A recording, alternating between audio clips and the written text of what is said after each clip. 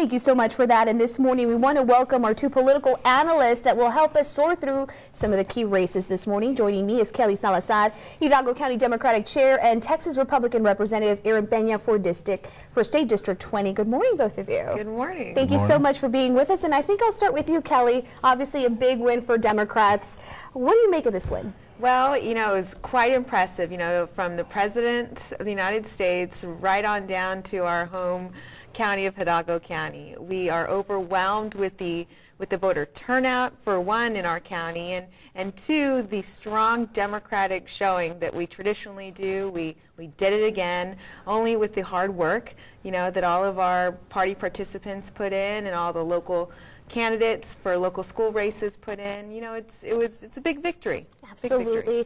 And Mr. Peña, obviously Mitt Romney, very gracious in his concession speech. What do you make of this loss for him and for your party? Well, look, personally, it must be devastating for him. I mean, he spent he's been running for president longer than that. Now, he's been running for president for quite a long time, and for it to come to an end, well, I'm sure he's happy, and he's also very, very sad because they spent a lot of resources, a lot of time. But you know what? If you look at it philosophically, he spent time with his family. They got out on a cause. They argued about issues they cared about. And, that's the beauty of our process, is that power is transferred or retained in a very peaceful manner. And I think we have a lot to be proud of. And I'm glad to see my analysts from the Democratic side having all this optimism, because there's a lot to be happy about on both sides of the aisle. In Texas, we're still a Republican state. Republicans still control the House. They still control the Senate. We still control the governor's mansion, the lieutenant governor's office. Actually, I think Democrats, they've lost 100 times in running for statewide office here in Texas.